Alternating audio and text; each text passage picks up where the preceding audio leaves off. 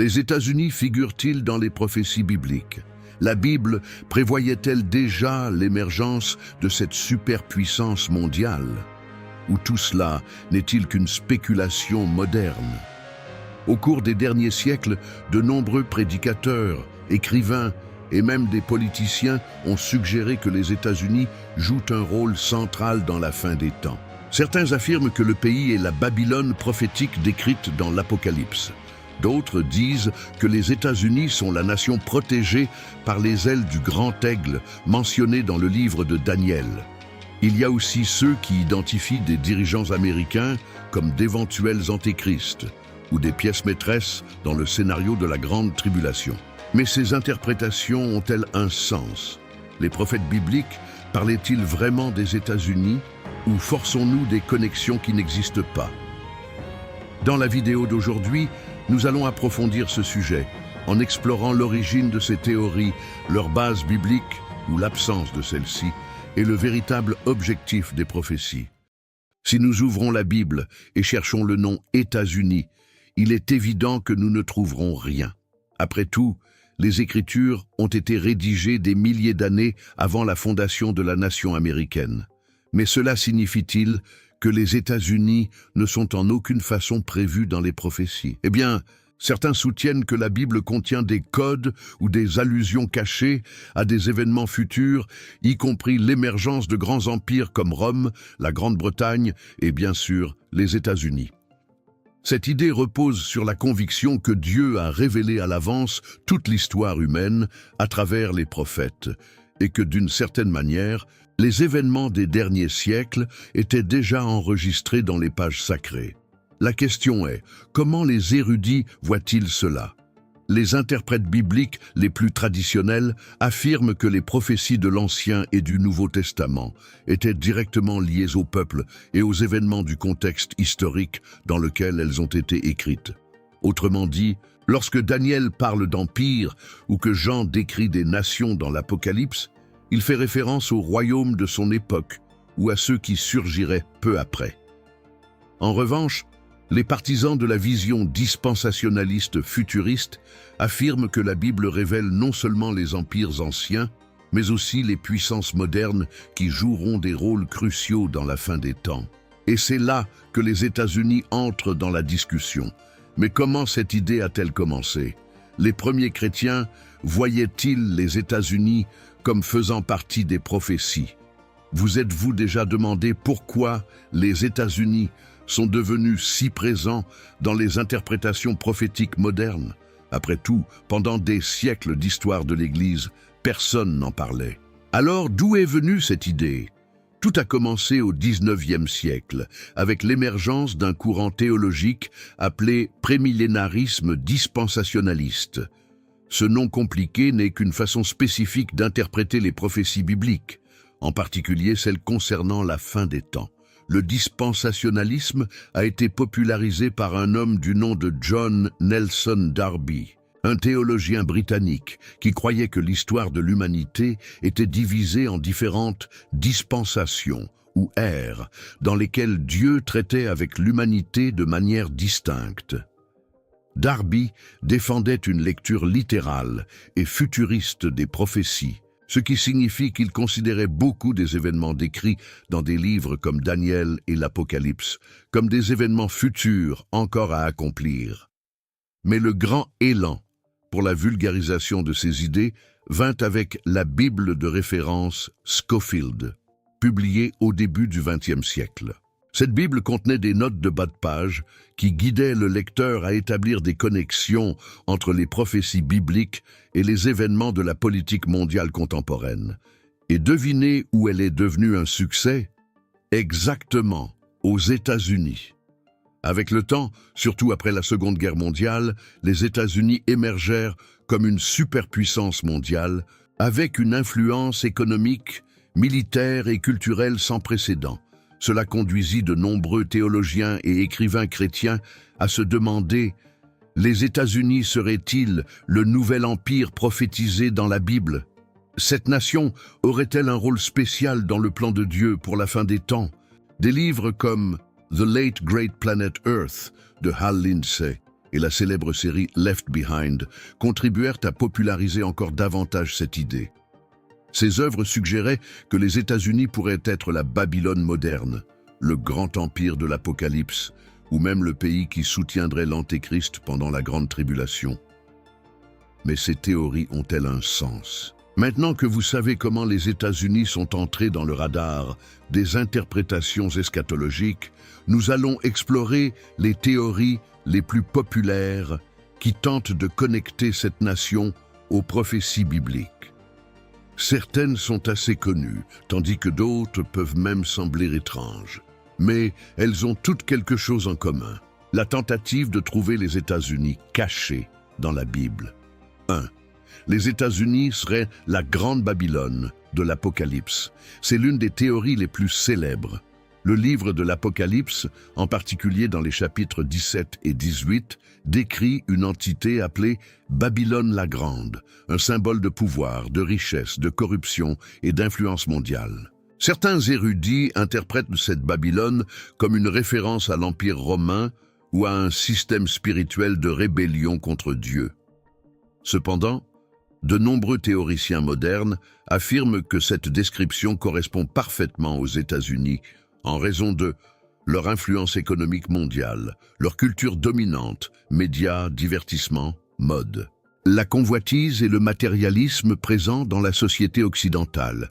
Il cite des passages comme Apocalypse 18, 3. « Car toutes les nations ont bu du vin de la fureur de sa prostitution. Les rois de la terre se sont prostitués avec elle, et les marchands de la terre se sont enrichis par la puissance de son luxe. » Mais est-ce suffisant pour affirmer que Babylone est, en fait, les États-Unis, ou sommes-nous simplement en train de forcer des connexions basées sur des similitudes superficielles? 2. La théorie de la nation sous les ailes de l'aigle. Une autre théorie populaire implique le symbole de l'aigle, présent aussi bien dans Daniel 7 que dans Apocalypse 12. Dans Daniel 7, le prophète décrit une vision de 4 grandes bêtes qui représentent des royaumes et des empires. L'une d'elles a des ailes d'aigle. Dans Apocalypse 12, 14, on mentionne un grand aigle qui donne des ailes à la femme, interprétée comme Israël, pour qu'elle fuit dans le désert et soit protégée pendant un temps de persécution. Certains interprètent ces passages comme une référence directe aux États-Unis, puisque l'aigle est le symbole national du pays.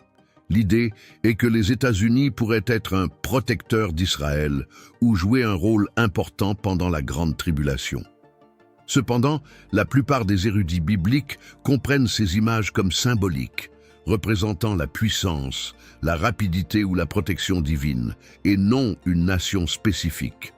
Après tout, le contexte original de ces visions était bien plus lié aux empires anciens, comme Babylone, la Perse, la Grèce et Rome. 3. Le Nouvel Israël et l'anglo-israélisme. Une théorie moins connue, mais tout aussi intrigante, est celle de l'anglo-israélisme, qui soutient que les peuples anglo-saxons, y compris les Britanniques et les Américains, seraient des descendants des 10 tribus perdues d'Israël. Selon cette vision, les États-Unis feraient partie du plan divin pour restaurer l'Israël perdu et seraient une sorte de nation élue en Occident. Le problème est qu'il n'existe aucune preuve historique, archéologique ou génétique pour étayer cette idée. De plus, la Bible ne suggère jamais que les tribus d'Israël seraient réincarnées dans d'autres nations du futur. Elles partent toutes du même postulat, que la Bible contient des codes secrets sur l'avenir et que nous pouvons déchiffrer ces codes pour comprendre les événements actuels. Le problème est qu'en faisant cela, nous risquons de sortir les passages de leur contexte original et d'y lire ce que nous voulons voir, plutôt que ce que le texte dit réellement. L'herméneutique est le terme utilisé pour décrire la méthode d'interprétation d'un texte, en particulier des Écritures. Dans le cas de la Bible, l'herméneutique implique de comprendre le contexte historique, culturel et littéraire des passages, en cherchant le sens original que l'auteur voulait transmettre.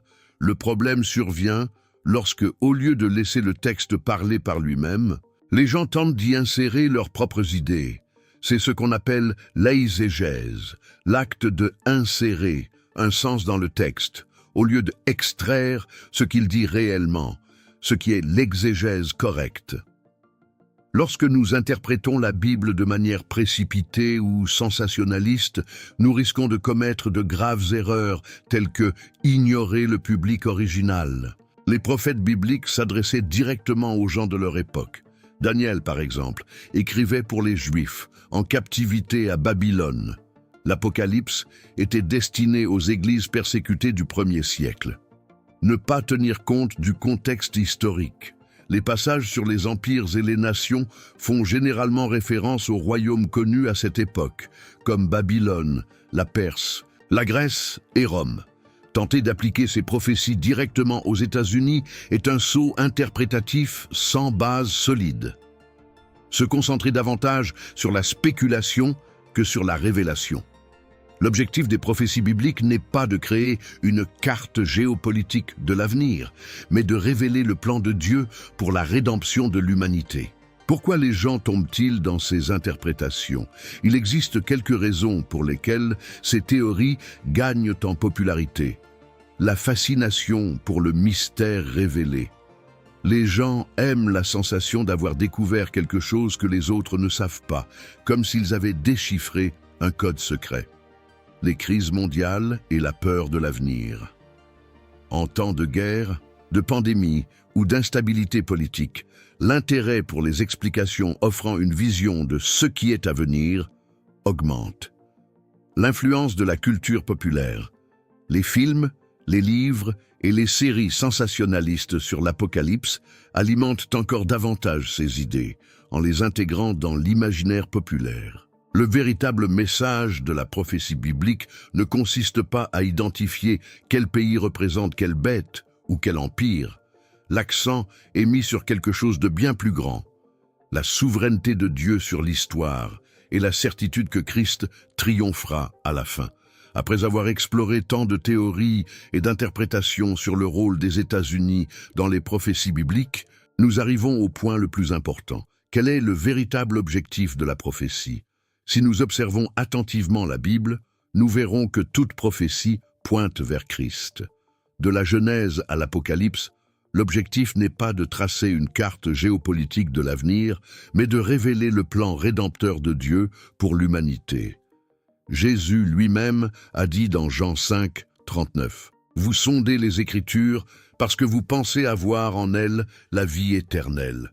Ce sont elles qui rendent témoignage de moi. » Cela signifie que lorsque nous lisons des bêtes, des empires ou des symboles énigmatiques, le but final n'est pas d'identifier un pays moderne, mais de comprendre comment Dieu dirige l'histoire pour la glorification de Christ. Oui, la Bible parle d'empires puissants. L'Égypte, Babylone, la Perse, Rome, tous ont joué leur rôle dans l'histoire. Mais qu'est-il arrivé à ces empires? Ils sont tombés. Il en va de même pour toute nation moderne, y compris les États-Unis. Aussi influent qu'il soit aujourd'hui, le pays n'est qu'un chapitre de plus dans la grande narrative de l'humanité, comme il est écrit dans Daniel 2, 21. Il change les temps et les circonstances, il renverse et il établit les rois. Autrement dit, aucun empire humain n'est éternel. Le seul royaume qui n'aura jamais de fin est le royaume de Dieu. Il est facile de se laisser emporter par la peur lorsque nous entendons parler de guerre, de crises économiques et de théories apocalyptiques. Mais l'apôtre Paul nous rappelle dans Philippiens 3, 20. Quant à nous, notre cité est dans les cieux, d'où nous attendons aussi comme sauveur le Seigneur Jésus-Christ. Cela signifie que, quoi qu'il arrive à n'importe quel pays ou gouvernement, notre espérance est assurée en Christ. Le royaume de Dieu n'est pas affecté par les élections, les guerres ou les effondrements économiques. Les prophéties bibliques n'ont pas été écrites pour générer de l'anxiété, ni pour alimenter des spéculations sur l'avenir.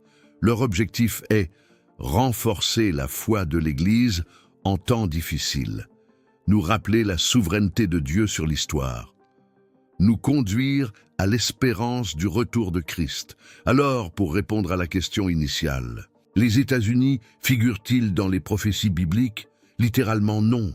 Mais, tout comme n'importe quelle autre nation dans l'histoire, les États-Unis sont sous le contrôle souverain de Dieu. Ce qui est important, ce n'est pas de savoir si une prophétie parle directement d'un pays, mais si notre cœur est concentré sur celui qui gouverne au-dessus de toutes les nations. Le véritable grand événement que nous attendons n'est pas l'effondrement d'une superpuissance ni l'apparition d'un nouvel empire. C'est le glorieux retour de Jésus-Christ lorsqu'il établira définitivement son royaume, avec une justice et une paix éternelle. Maranatha, viens, Seigneur Jésus. Viens, Seigneur. Si cette étude vous a plu et que vous souhaitez continuer à explorer des sujets bibliques profonds, laissez un like, partagez avec vos amis et abonnez-vous à la chaîne. Laissez votre commentaire. Que pensez-vous de ces théories? En aviez-vous déjà entendu parler? Parlons-en dans les commentaires. À bientôt pour la prochaine étude. Que Dieu vous bénisse.